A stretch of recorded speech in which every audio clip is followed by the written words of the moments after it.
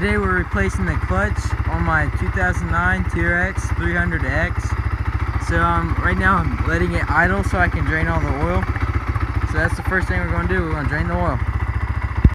So now that the oil is draining, I went ahead and disconnected the reverse.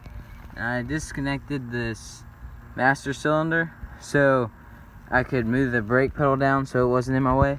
I'm going to go ahead and take off this whole line for the reverse, and then I'm going to disconnect this clutch cable. So what I just did was I just took this bracket off, and we got to a reverse and a neutral light, the wires that control the light up top there. So you're just going to pull these out. My reverse has an R on it. I don't think my neutral has an N, but that's okay because my reverse has an R. And then we're just going to move all this junk out the way. Now we're just ready to pull this off and take the case off. Alright, so I'd recommend disconnecting the throttle cable before you start everything, because the exhaust pipe is hot, so that was kind of a pain. And so now I've got all this stuff disconnected, including this. So I'm just going to start taking the case off. Soak your new clutch in the same oil that you'll be using for a little while. You just need to make sure that they are good and wet before you put it in the four-wheeler or whatever you're putting it in, because they'll be spinning when they start spinning, the oil won't have time to get to them, so you'll wear it out a whole lot faster if you don't have them good and soaked in the oil. This cover, just need to take off all these bolts around the outside of the case. Make sure you get that one. So down here there is a little strainer thing that I'm gonna clean out. I don't know if y'all can see it, but it's got some nasties in it. And then down here there is some crap. So I'm gonna take a paper towel and I'm going to just try to clean it out. Now we're gonna take off this pressure plate. Just take off the bolts evenly like you put on a car tire, and then just go in a crisscross pattern so you don't bend the plate. And I'll get back to y'all when I'm done with that. I'm gonna take all these springs out. I bought new ones. I didn't get the heavy duty ones because kind of seemed pointless to me, because we do long rides and that would really suck to have a heavy duty spring on a long ride. Now that we took the springs off, now we're going to take off this, and on mine it is a 27mm. So I'll get back to y'all when we're done with that. I want it to get loosened up, and then we are taking off the nut, and then we're going to take off this little plate so we can get all the clutches out. Go.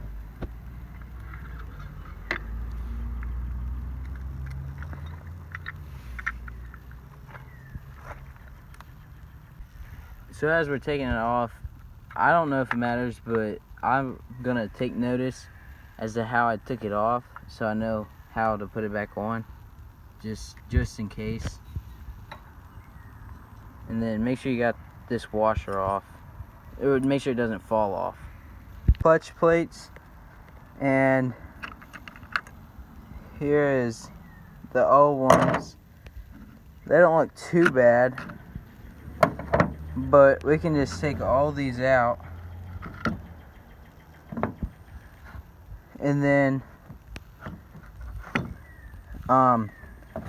when we go to put them back in, I'll show you, but you want to start with one of these and end with one of them, and then in between each one go and make sure and put a metal piece on there. We have our new clutch. It's been soaking in the oil for a good while now, we're just going to start it off.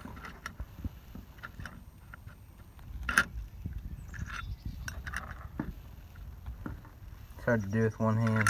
There we go. So remember, the first one is going to be one of these pieces, like this.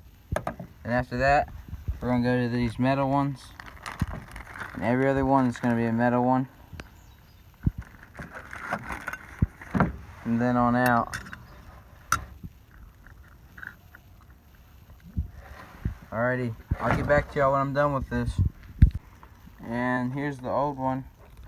As you can tell, they look just a little bit different.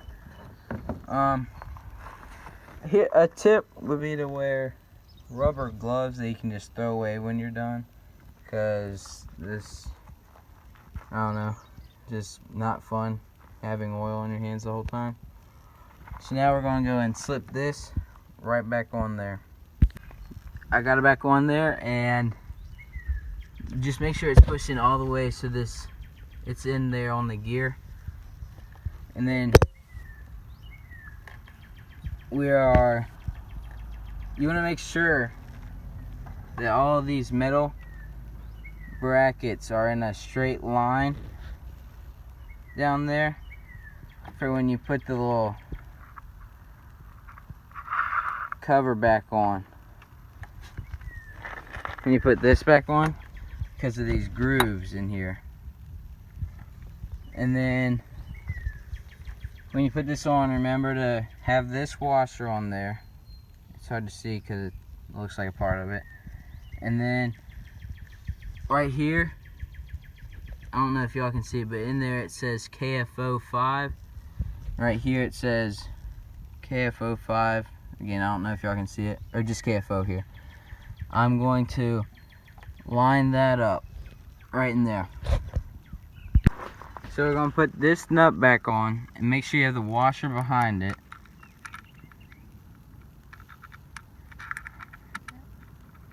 And so we're going to put that on, and then we're going to put the impact back on it, make sure it's good and tight.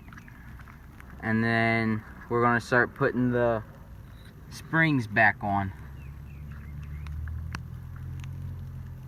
You don't have to get new springs for it, but I went ahead and got them because I didn't know what mine looked like. I was pretty sure they were alright because of how much pressure it had on it, how hard it was to pull it in.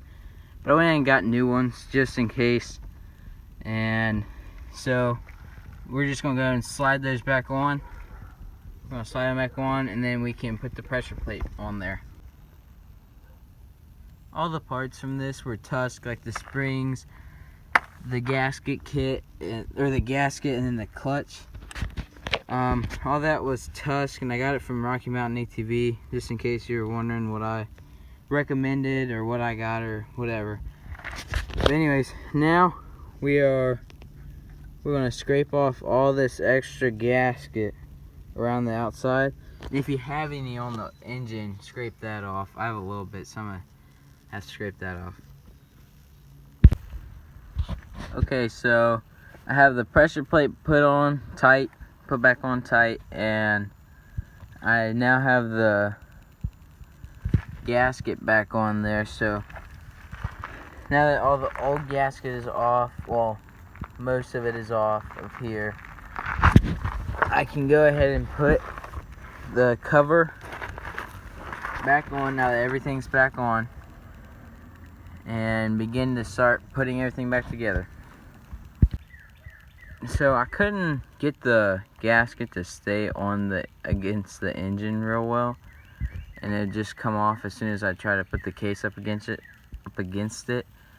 So I ended up putting a very thin layer, well, not even a layer, just like a thin line of RTV liquid gasket stuff on there, so it would stick on there better.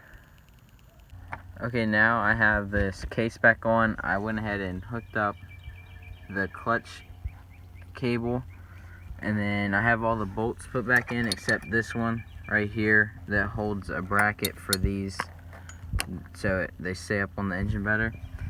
And I plugged back in the reverse light and the neutral light, So now all I have to do is tighten all these up and then put this cover back on and put this in, and should be good to adjust the clutch.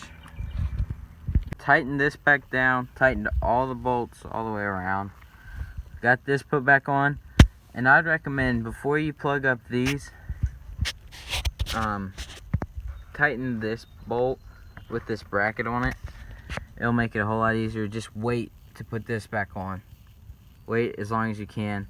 So I'm gonna have to put this back on now, and I am changing the oil filter, so I'll show you how to do that. You just took these 3 bolts off and then pulled it off, and there was a spring. This spring, it fell out, so I made sure it got put back in how it was. It just sits on there just like that. And I'm gonna go get the oil filter and put it on there. So I've got my new oil filter, and this side with the black piece goes on the outside of the engine, and this side goes to the spring on the up against the engine. So then I'll sit in there like that. So then we can take our cover and just pop it right back on there.